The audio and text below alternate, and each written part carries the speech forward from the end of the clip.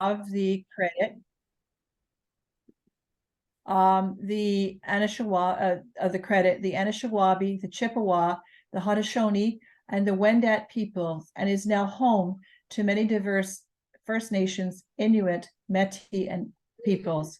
We acknowledge that Toronto is covered by Treaty 13 with the Mississauga of the Credit, and this is part of the Toronto land acknowledgement. So welcome to the UTBA meeting for October 3rd already. I'm Marion Whittam, the interim vice chair of the UTBA, and it's a great pleasure to present each month to you the Beekeepers Calendar. Just a little bit about myself. I've been a beekeeper for 9 years now. I'm a hobbyist beekeeper, and my honey is Birchcliff honey in Toronto here, although some of my hives are in the Muskoka region. I always believe that it's great to have education references for presentations, and so what I have done is I strongly recommend that you take a look at the Ontario Beekeepers Association Tech Transfer Program YouTube video on preparing the bee yard, looking about entrance reducers, oxalic acid drizzles, ventilations, and wrapping, and also the OMAFRA best practices for winter colonies in Ontario, and the best management practice to prepare your hives for winter. All excellent resources for you based on scientific information and evidence. The other thing I would encourage you to do is to take a look at the Honeybee Research Center at the University of Guelph's videos. There are now over 80 of them on YouTube and other resources for beekeepers. Our particular meeting tonight will be published on YouTube shortly, so you can always refer to it later in the at your leisure.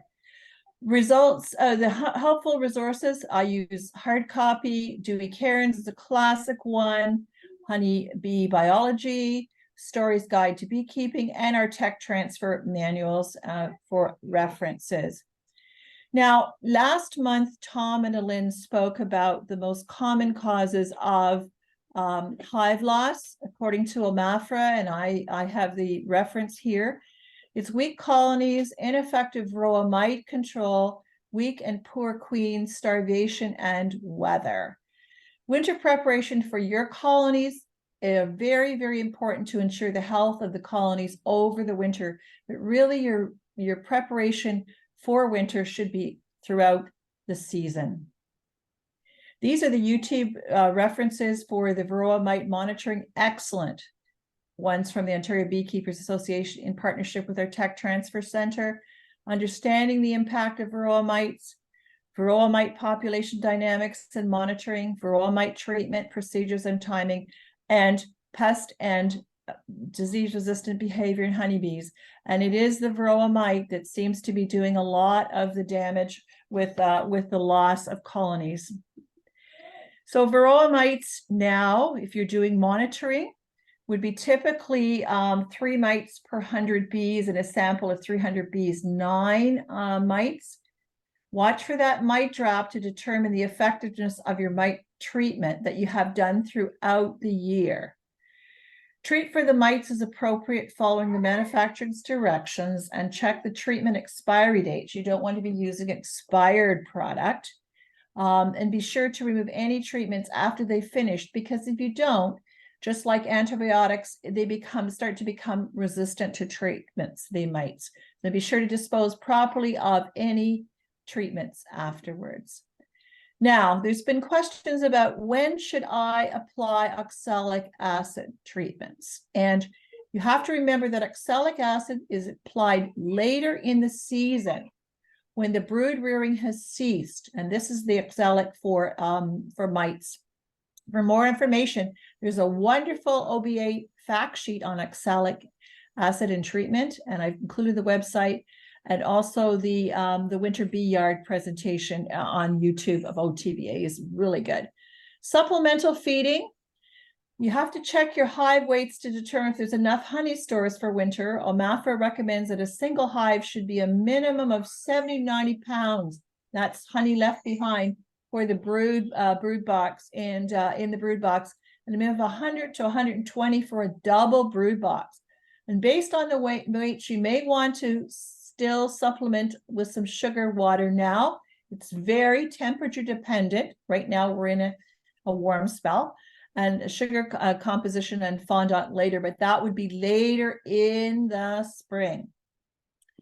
If you decide to feed, fall syrup is thick. It's 2 to 1, 70% sucrose, 1 part water, stir until dissolved. And for example, 1 kilogram of sugar in 1 liter of water. So it's pretty thick. If the stored sugar is too high in water content, then it may cause dysentery or diarrhea, which is common among winter losses. And each colony should receive 15 liters or 4 gallons of syrup. Methods of feeding can be the same for spring as fall. You can frame feeding should only be done when the temperature is above 15 C. Barrel feeding, some people do it, but there's a tendency for robbing, and it's not the best method to feed.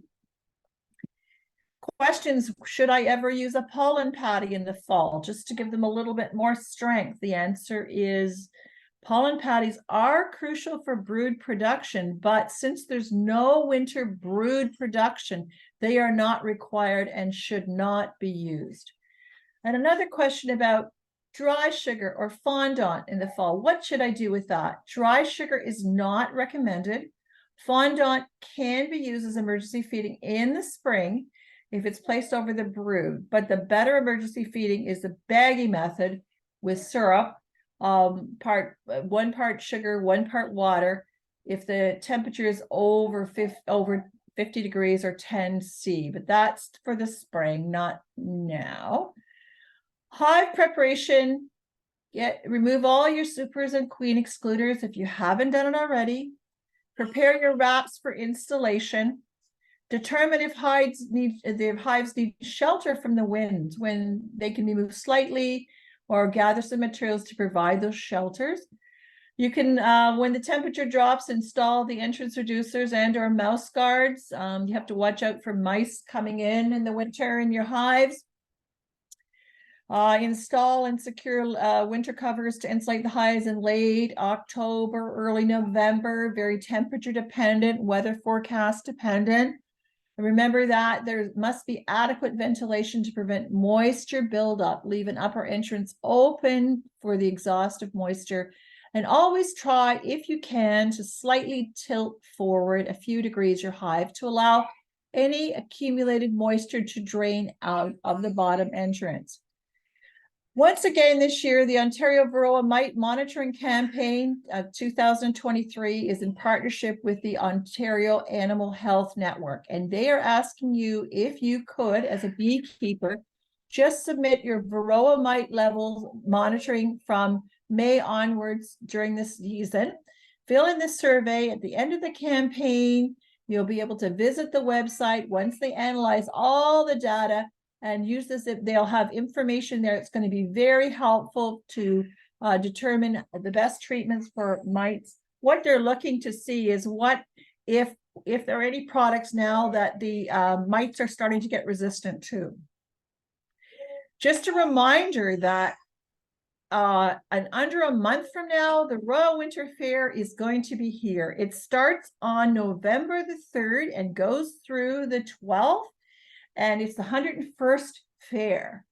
So there is an OBA Honey Showcase project. The OBA team is partnering with the Royal Winter Fair during that time, and they're inviting beekeepers throughout all of Ontario to submit their honey for a display in a bee showcase. And what you have to do is visit a participating retailer, and they've got a list of all of them on the next slide, to collect a specific empty honey jar chosen for the showcase. So everything looks unique and uniform. And fill the empty jar with your harvested honey, and try to leave a little headspace, leave as little headspace as possible when filling it. It doesn't have to be from this year's harvest, but the more unique the color, the better. And then fill in the form that's there, that there's a link there for it.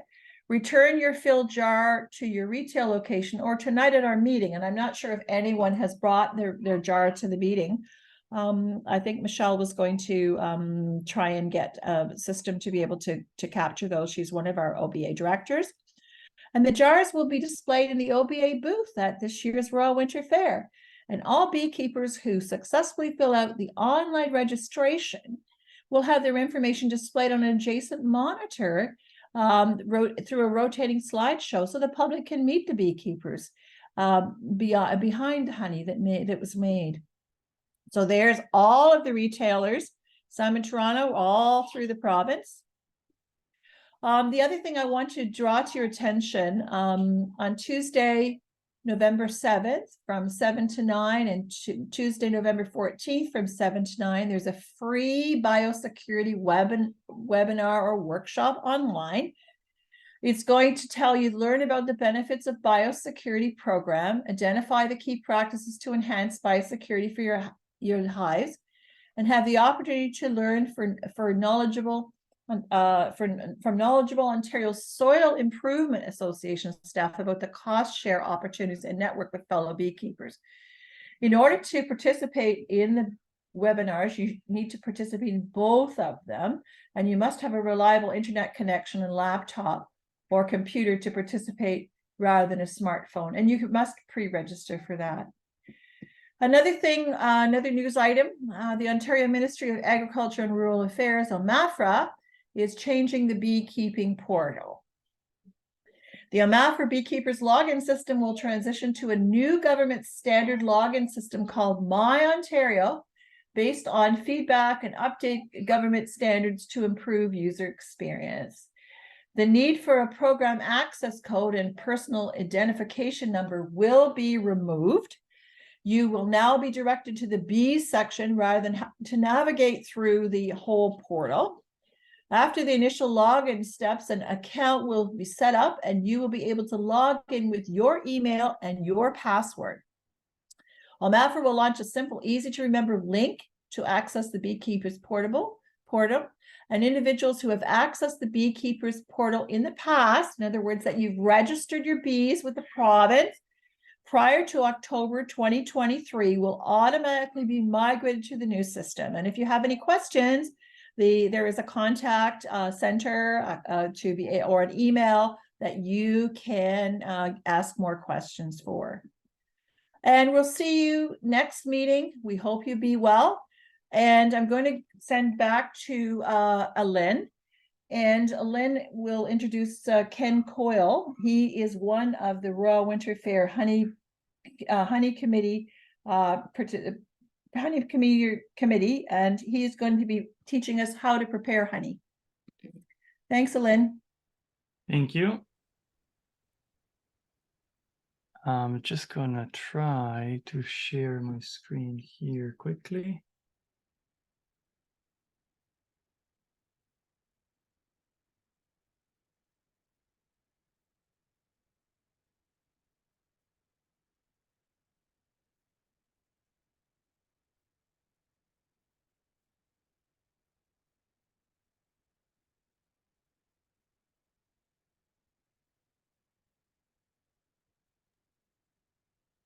Can you see my screen? Yes, I can see your screen. Okay, so just a reminder that it's time to check and deal with the mites. On the right side of the screen, there's a colony that has been treated, and this is, so I found 8 mites, and then on the left side, there is a colony that has been treated 2 times this summer, but is in another yard with other colonies that have not been treated at all. They are and will be treated from now on. So the difference is 43 to 8 mites. Alrighty. And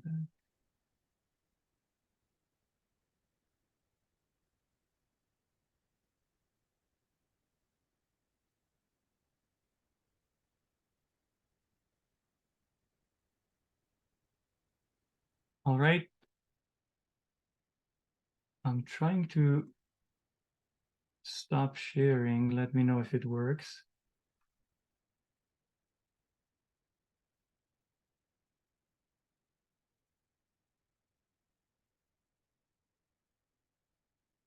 Okay, and this is it then. All right, so Ken, you can take it from here. Okay, before I start into my slideshow, I tell you a little bit of how we got here today. So I started beekeeping in 1992. And I decided at that time, for whatever reason, I don't know how I even got onto it, to enter at the Royal Winter Fair. And so I got the book, I read the rules and stuff and tried figuring out. So I entered. Back in those days, before people were really using computers, you had to phone in to find out how you did.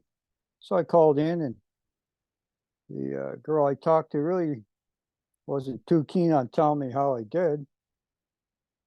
And she said, well, you got 54, you got last place. I'm going, well, at least I got nowhere to go but up. And so then I ran into somebody else next year that was entering, and he gave me some tips. And from there, it just kept going and going. And then I started winning.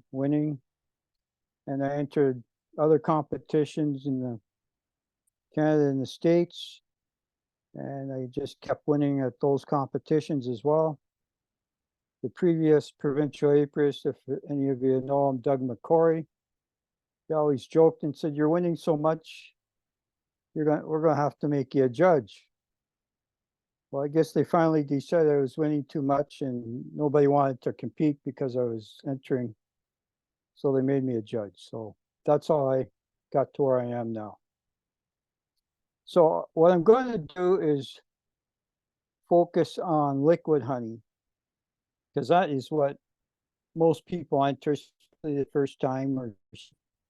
And then we can maybe take, because I have no idea how long this is going to take, because I've really never done this before. I can take questions after, and I do have a couple others presentations part on comb honey and cut comb, or I can answer questions on granulated beeswax, any of the other products too, whatever kind of suits.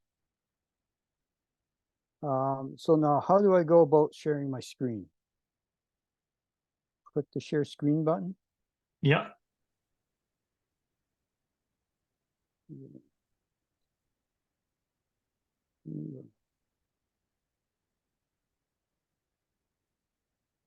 Yeah, and now make your presentation full screen. You should be fine.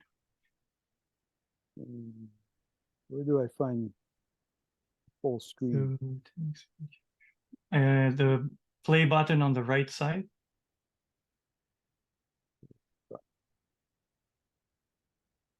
Yeah, try that.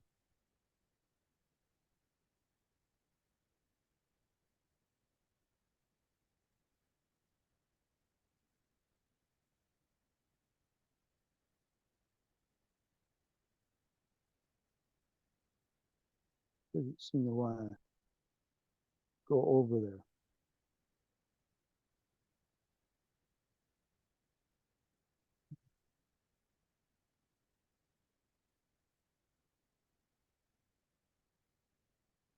There's also, I thought there was something else before, because that doesn't seem to be working. what about bottom right?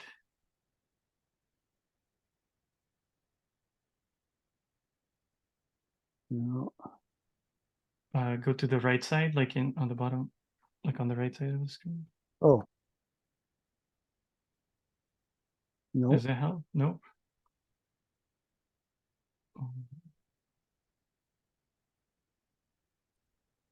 What about the menu slideshow?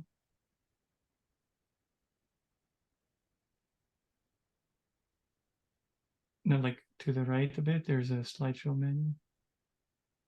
Just a bit up. and to the left. Slideshow. I'm not seeing that one. Oh, A bit up and to the left. Like center of the screen, the pinky slideshow menu.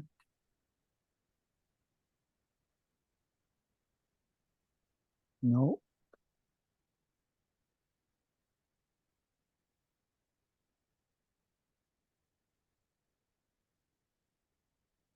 Presenter view, I think, is what I'm trying to find.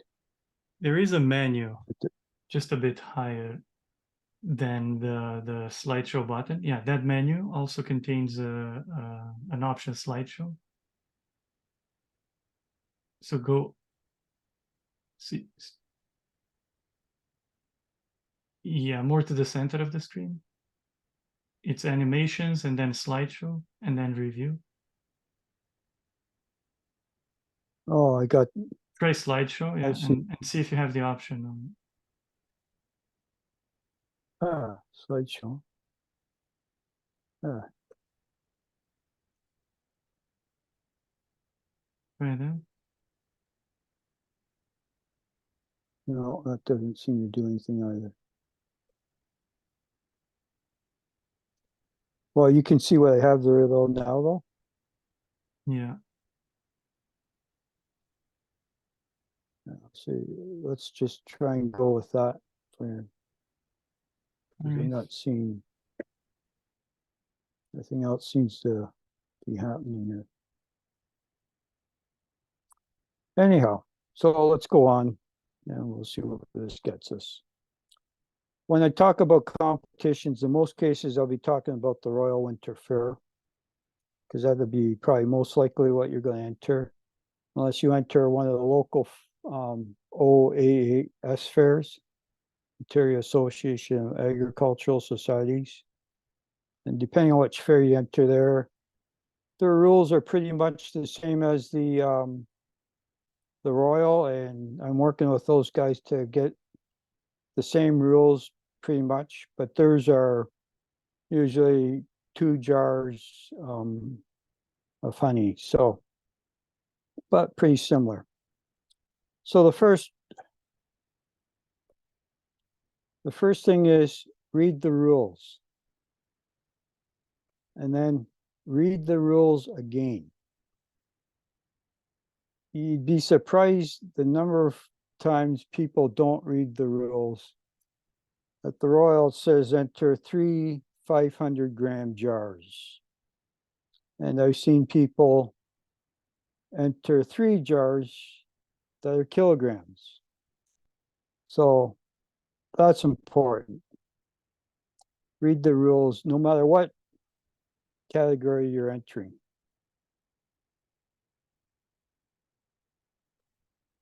So I'm going to talk about liquid honey first. And first of all, the things you need, or that I would recommend you get. Jars and lids. And jars and lids, doesn't matter if you're going to want clear jars. I guess I should stipulate that. Clear jars, I would recommend you use glass and not plastic. Plastic scratches. It's hard to, when we look at the honey, it's hard for us to see the true look of the honey. And typically I make up 5 to 6 jars. And there's a couple reasons for that. One, if by accident you happen to accidentally drop a jar, you got a spare jar to work with. And then as you're working your honey, honey disappears because you're removing little bits of this and that, whatever. So with the extra jar, you can fill it back up to get the correct height. And lids, I have 2 sets of lids. One is for just work in the jars, the honey. The other are the final lids I'm going to put on once I've got it all done and where I want it to be and ready to take down to the royal. And dental tools. Dental tools come in handy, and there's all kinds of different shape sizes. Trick is to finding the ones that work best for you. And the dental tools I use to pick out bits and pieces of, if I have lint in the honey, wax, dust particles on top, that sort of thing. Magnifying glass, that's just so I can see things better. You know, not all of us have great eyesight, so that comes in handy.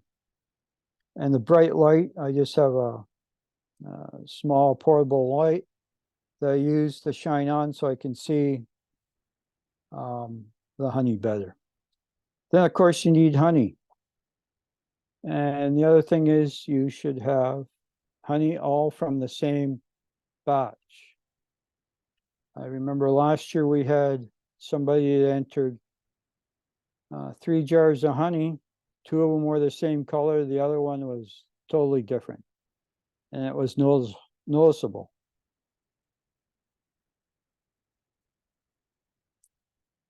And a vacuum. So what I do is, to get my jars ready, I wash them. And if you go to dry them, sometimes you get lint or something in there. So I use the vacuum to suck out any lint that might get into the jars. Now you want to use a lint-free cloth. And I like to have extra lids just in case, because you take them on and off a lot. Sometimes you get the paint wearing and you get spots on the threads of the jar. So that's just a little insurance policy for me. Color analyzer to make sure you put your honey in the right class, because there's 4 classes. There's white, golden, amber, and dark. So color analyzer, there's various ones out there. There's, I can think of the Hannah, the Jack scale, so you know what class to put it in. Polariscope, that's the little thing in the picture. That is a great tool for us judging. And it shows all the sins in that honey that you have that you never realized were there. And then you want to get in the right frame of mind when you're doing this, preparing your honey. It's, how would I say, it's, if you get addicted to it, kind of like I have, you got to be in the right frame of mind to work on it, not be going off somewhere else. And the other thing I want to mention is, I didn't mention earlier, was moisture content. You want to be below 17.8% moisture content.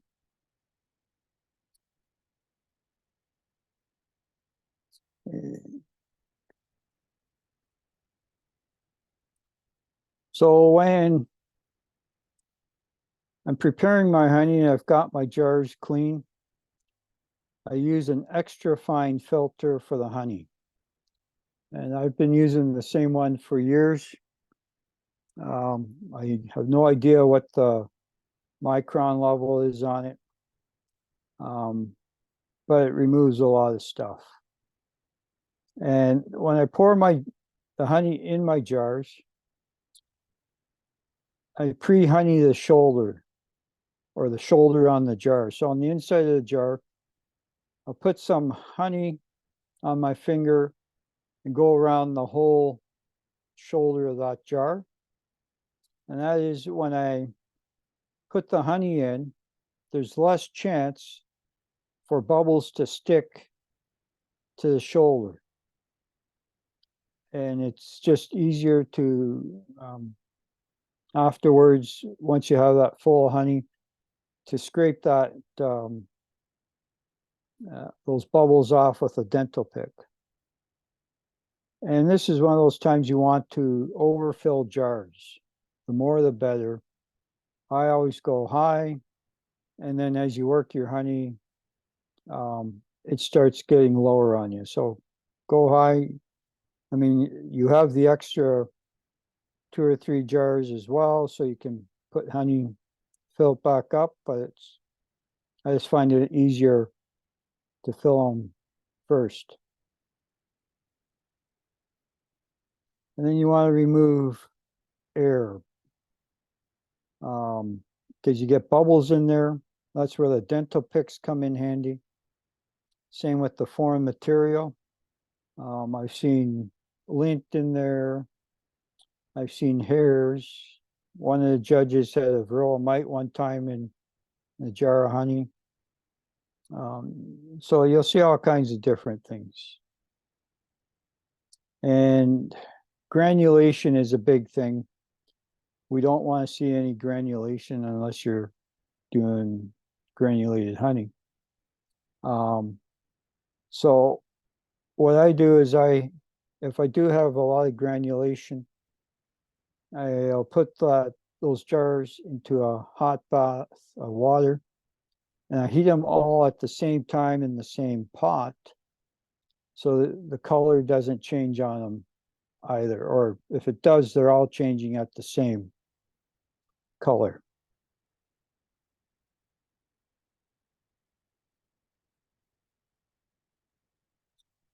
And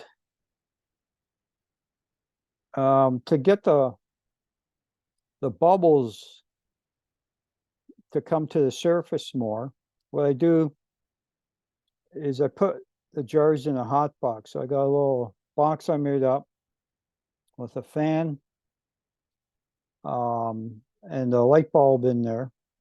And I sit that, and I put the bottle or the jars in there.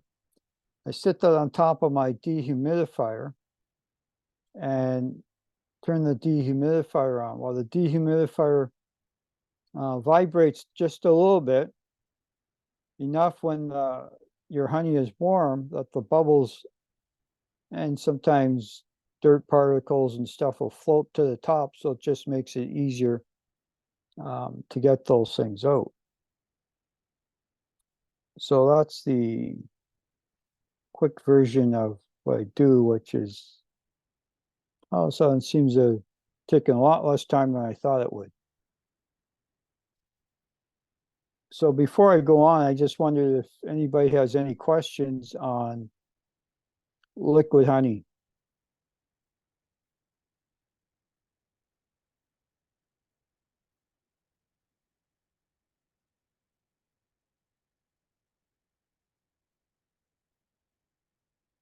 No one?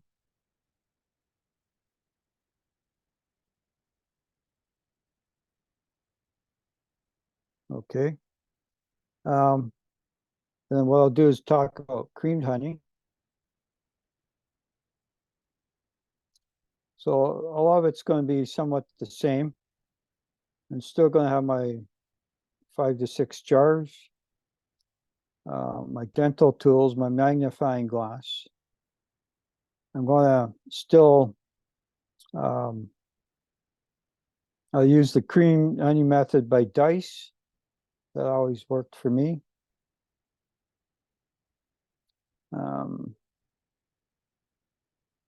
Oh, let me go back a minute to, well, this will apply to all the competitions, is once you got your honey the way it is, make sure you clean the whole jar, especially the threads on the jar. Surprising how much honey you'll get on there with, so wipe that down really well so there's no honey on the threads, and make sure your lids are clean as well on the inside.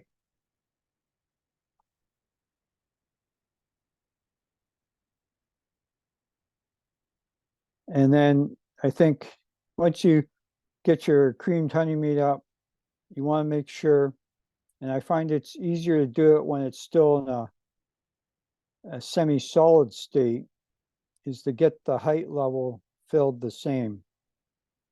And if you read the rules, it says no airspace between the honey and the lid. So you want it up a little higher. I always use the threads, the point on the threads of the jar as a guide on how much honey you put in, so you can get them all the same height. And if you're really want to make sure you get the same height, if you get a measuring device like a machinist depth gauge, would work perfect for something like this.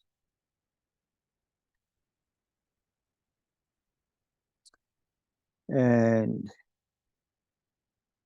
yeah, so I'm using the extra fine filter for the honey, use the dice method for the cream jars, clean jars, and pre-shoulder. Guess I repeated myself. And then with the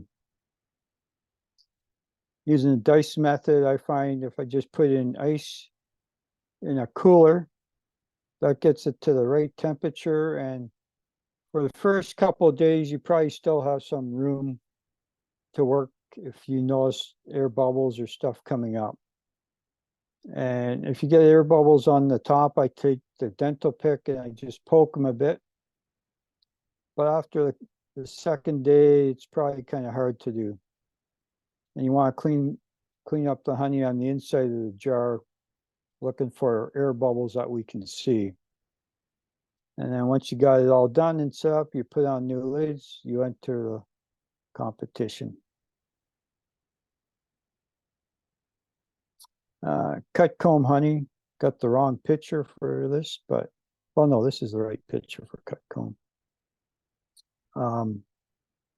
So you need comb honey, containers, a knife, a ruler, and make sure the comb pieces are the same thickness. Preferably, it would be, if you can get them from the same frame, then you have the colors usually the same. It may change a little bit, but it'll be pretty close. The rules call for a piece 3 to 4 inch. We give a slight discrepancy a little bit before we start taking points off for that. And then, of course, you want to let it drain so there's no liquid in the bottom of the container. And then you want to put them into the container. I always use a utility knife, one of the smaller, sharp utility knives to cut. Now what I've done is I made just a little wooden block that's 3 by 4 inches, and I use that as my guide for cutting that. And you want to make sure you hold that knife straight up and down so you're not cutting it on an angle at all. Place it in the container and you're ready to go. Now the comb honey, this one's the wrong picture, but comb honey, usually we're looking at Ross rounds or the ones in the wooden box. I can't think of the name right now. But I find with the Ross rounds, because you have those plastic rounds, the little plastic, if you take your thumbnail and you scrape the propolis or the wax off the edges or in the little grooves where they fit into the frame, that works really well. You want to put on clear covers. You don't have to do this, but some people like to put tape around the container so you don't see where the 2 rings go together. The only thing is if you put tape on, or you can use a label, but you gotta use a label without your name on, so it has to be a blank label. And if you put on the tape or the label, then, well, you look at that as part of the container, and you want to make sure you get it straight, because if it's not straight on or they don't line up, you'll lose some points there.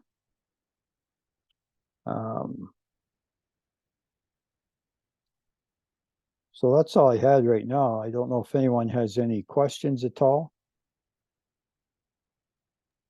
We have a few questions in the chat, and Oh. the first one, I think Okay. it was for the liquid honey, Yeah, and it asks, does the honey need to be pasteurized? no. I've never yet pasteurized my honey for any competition I've ever entered. All right, the second question is for the creamed honey measuring device. What are we actually measuring for the creamed honey?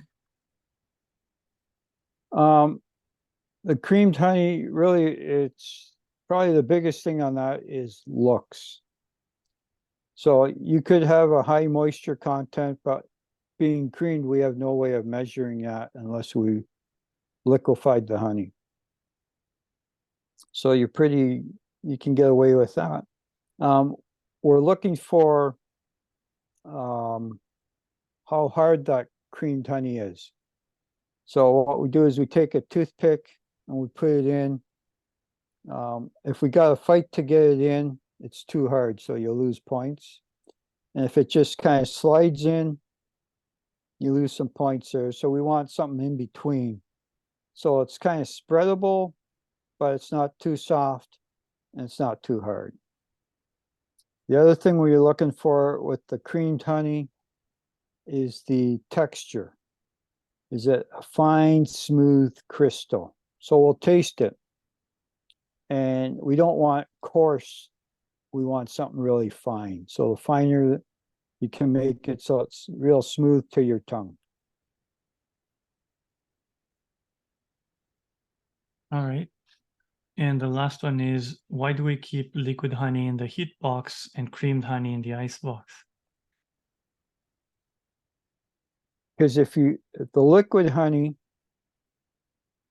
because I'm not pasteurizing my honey, so it will granulate sometimes depending on the source of the honey. So it's just to kind of warm it up. I don't leave it in the whole time. I leave it in if I happen to see granulation, or I'm trying to get some air bubbles to come to the top when it's on top of the dehumidifier. But otherwise, I don't leave it in the hot box, except for when I'm doing those particular jobs there. And then the granulated, I keep it, because the ideal temperature from dice is 57 degrees Fahrenheit to make it into creamed honey.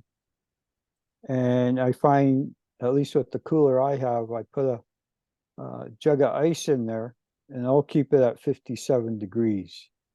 So it works just fine for what I want to do. And I'll leave that even after it's creamed and set up. I'll still leave it in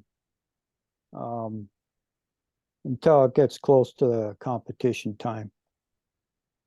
So if I was entering now, I'd be making out my creamed honey now, and I'd leave it in for, I think Dice says about 2 weeks, which would be just to be ready just around the time that you would have to take in your honey for the Royal Winter Fair.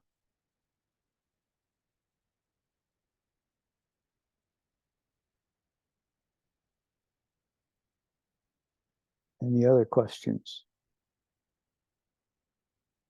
In terms of like participating in the actual process of judging, Yeah. how many days or hours does that take until, say, the liquid honey is is Right. judged. Mhm. Last year was the year we had the most entries ever that the Royal ever had, apparently. And I don't recall what those numbers were. But we have 3 judges, and then we have another guy that takes our sheets and keeps track of the scores and puts it all in order and does whatever magic he does. So we went last year from 8:30 to about 7 o'clock at night. We stopped about half an hour for lunch. And so we had 3 judges doing that. Typically, before last year, we would have been done around 4:30, 5:30 range. So we went quite a bit longer. So it's And we one started day. a little bit, and we started a little bit earlier this last year too. And is each, What was that? I was saying it's just one day, right? Yeah, one day. And then does each honey go through each of the judges? No. So one judge is assigned all the white honey. Oh, Another judge is assigned all the golden, and so on. So it's one judge just judging, but you're judging all the same color class. right. This way, because otherwise, if we were, say, all judging white, we're all pretty close to each other because we've been doing it together for a while, so we know. But, we could have some discrepancies otherwise. This way, we got the same guy doing one class and you get the same judging, or you get the same point awards. He's using the same idea, right? And in terms of transportation, would you give any specific advice on not to lean it, shake it, and so the jar? Yeah. So you got 2 ways of doing it. You can take it down yourself, or you can send it in. And we have a fair number of people that send it in because Toronto's not close to everybody. And we get some people from out west entering. I've seen some people from Quebec, Nova Scotia in the past. So, we would like if the shipping companies would all handle it the same, nice and straight, keeping it level, but they don't. We know that. So we take that into account when we're looking, because if we see honey on the lid, you can usually tell whether it's from shipping or if it's something the person did. A lot of times you can tell just the way it looks. It's hard to describe it until I see it, but so we take that into account because we don't want honey on the lids, but we know it happens. And so we take that into account as well. And I prefer taking it down myself is what I always did, was they give you a time frame, just take it down yourself. And hopefully they handle it properly at the Royal. I think we got them all doing it down there right. So yeah. Now, is anybody planning on entering this year or maybe next year?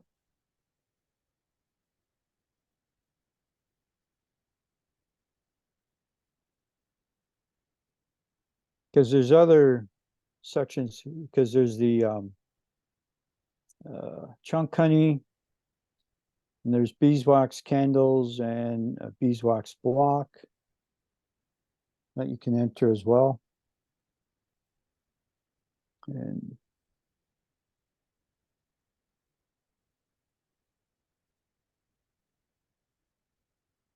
What would be the conditions for the beeswax? Is it like a specific size block? yes, there is. don't want, I believe, just let me get my notes here. Depends, they have two categories when you enter. They have an amateur and they have a professional. And for beeswax, everything else between the amateur and professional is the same, except for beeswax. And just let me take a look here. I want to say what beeswax is, but I'm gonna, before I do that, I want to make sure I get it right. Because there is a weight for beeswax. And they're not the same for the amateur and the professional. Let's see. Okay, so beeswax is 1 pound minimum, 3 pounds maximum. And then if you're doing the professional, I believe it's, let's see here. It's 3 pounds minimum and 6 pounds maximum. So I would think for most of you, it'd be 1 to 3 pounds.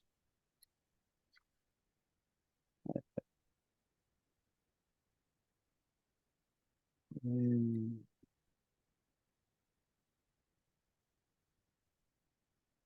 so for beeswax, we're looking,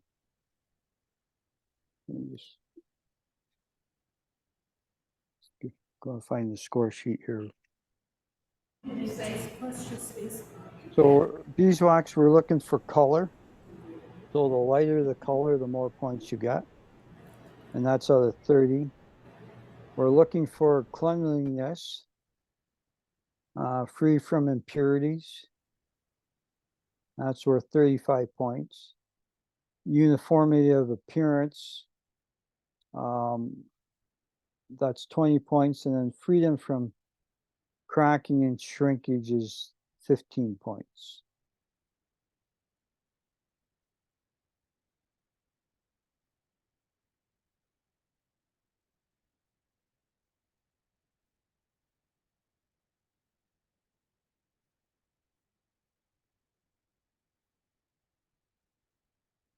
So I'll just give you a little breakdown of what we're looking for with liquid honey.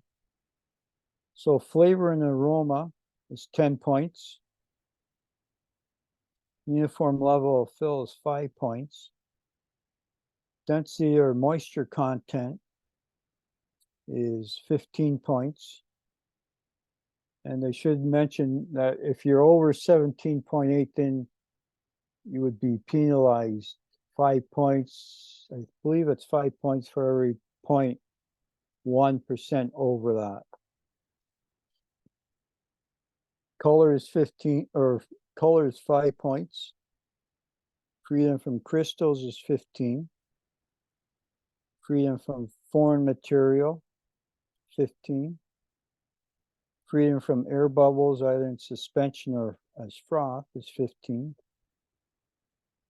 Uniformity of honey is 5. Brightness is 10. And appearance and uniformity of containers. Brightness, I'll mention that, is if you're in the white class especially, if you take 3 fingers and kind of hold it behind the jar of honey when you're looking at it, if you can see those 3 fingers clearly, then that's probably 5 points. As you get to the other classes, the golden, amber, and dark, you still want to take a look at that. Golden and amber, you can still use the same method. If you get into the dark, you're probably not going to see your 3 fingers. So we're kind of looking, when you look at it, does it look bright and shiny? Even though we're looking for brightness, that's 10 points. You can't see it through as well, but we're just looking at how that honey looks.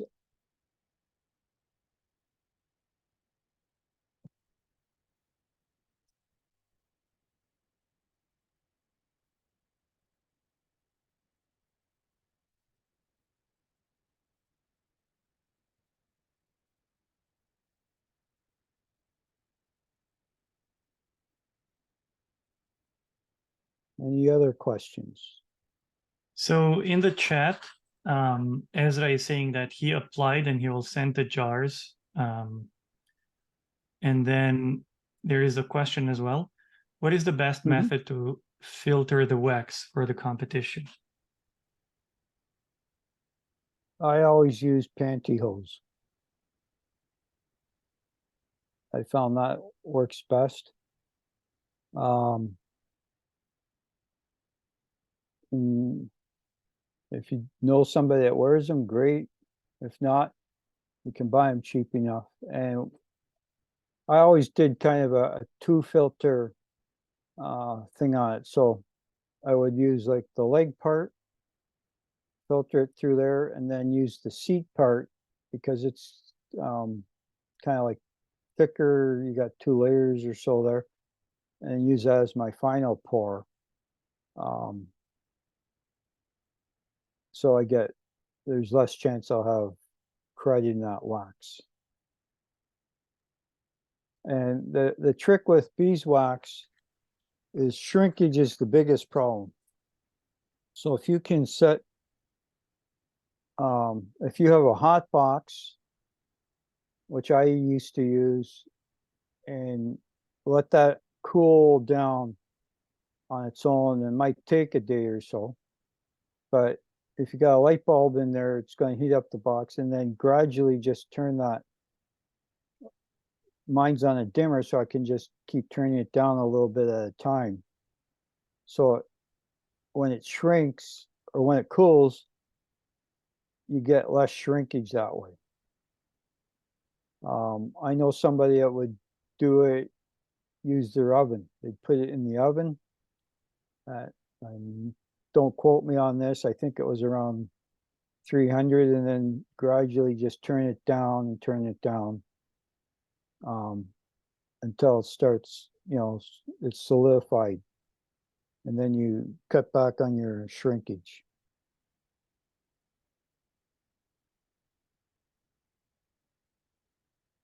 And the mold you're using is critical too. I found what worked best for me was a silicone mold, because if you use metal or something, the metal, will hold cold, it'll hold heat, so it messes with the shrinkage, and it's easier to get it out of a silicone mold. And I found that worked really well. Don't use anything, just use like a plain mold. If you get something with a design on, then we start looking at that wax, and we're going to look at the design to see, has it misshapen, is there air pockets there or something like that. So plain mold would be the best way to go. So just a brick of 1.5 pound and that's set, right? 1 to 3 pounds. So somewhere in there, I always kind of weighed out the wax I had. I kind of always pick something in the middle range. So then I didn't have to worry if I was too light or too heavy.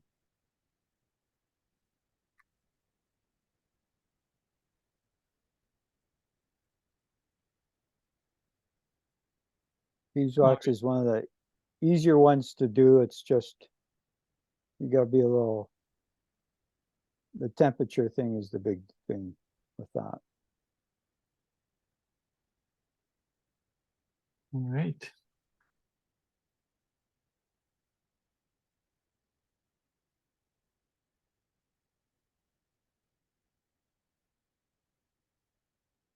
So in the chat, Ezra is saying, thank you very much. It's very helpful. Yeah, we're out of questions. Anybody in the crowd there? Any questions?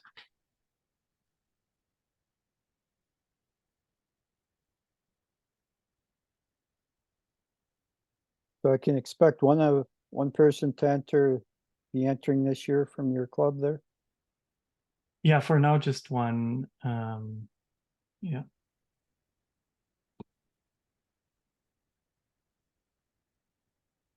I'll be interested to see how they do. that's the other thing. We have no idea whose honey it is because they give you a label. It's got a number. You stick it on wherever they tell you to stick it on the bottom. So we have no idea whose is whose. No, no, no. And You know what I mean? Like, Yeah, we have a question. raise hand. We have a question. Ken, when it comes to color of beeswax, is lighter color preferable? More white, more yellow, less green? Is there a color preference that the judges are looking for? yes, we're looking for a light color in beeswax. Light color, but light is in Light. white, or can it still be light yellow? Or are you looking for the lightest possible shade of wax? Yeah, not like bleached wax, Okay, but so if you're gonna be entering it for competition, then you're gonna be really picky when you are, say, uncapping, and you're gonna uncap the most lightest colored frames you have, and that's the wax you're gonna hold aside for your competition wax. right, yeah, yeah. That's Yeah. what you want is your capping wax, and the lighter cappings are better than the darker cappings.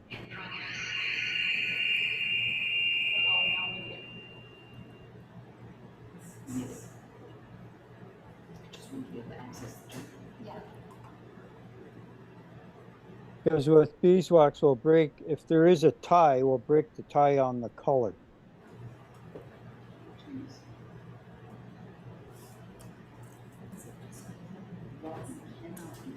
I don't know, it probably has to be a certain millimeter volume, I'm not sure. Ken, is there a certain Yes. volume max that you submit? Yeah, for the amateur class, 1 to 3 pounds. Right, Professional class is 3 to 6 pounds. okay, thank you. You submitted to me,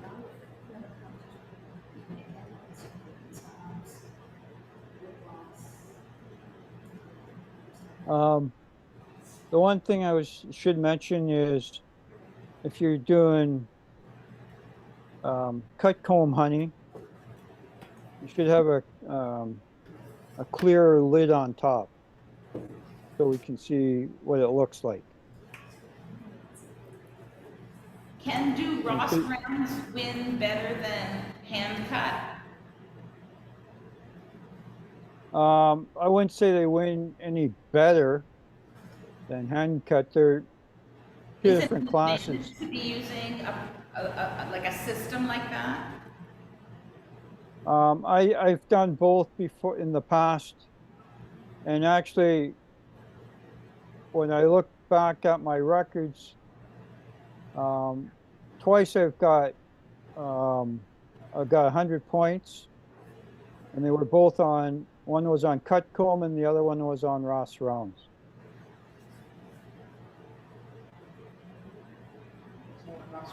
No.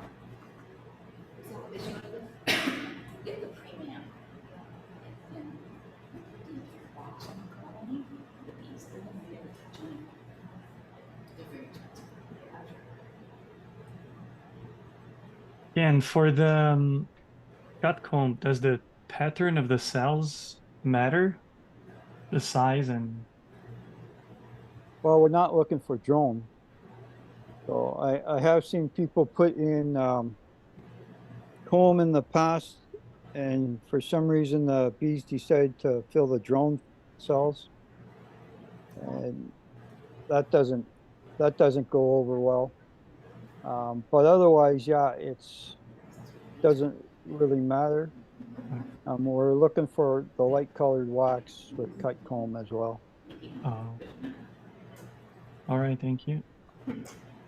And the other thing I was going to say about if you were ever deciding to do chunk honey, when you put that chunk of comb in with the honey, you want the cells facing the way they would in nature. So you want that little bit of slant because they have a bit of an angle there. You want that slant facing up as opposed to facing down.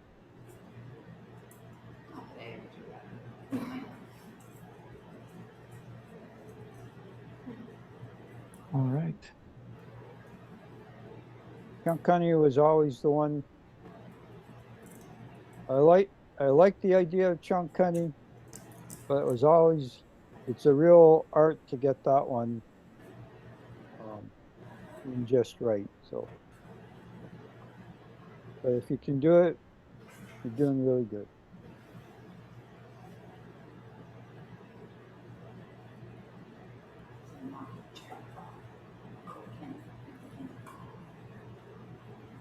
So I think, unless there's other questions, if you're not entering this year, think about entering next year. If you have any questions, you can always email me. I'll try and help you out. All right, thank you, Ken. So I'm gonna stop recording now. Okay, Thank you all. Have a good night.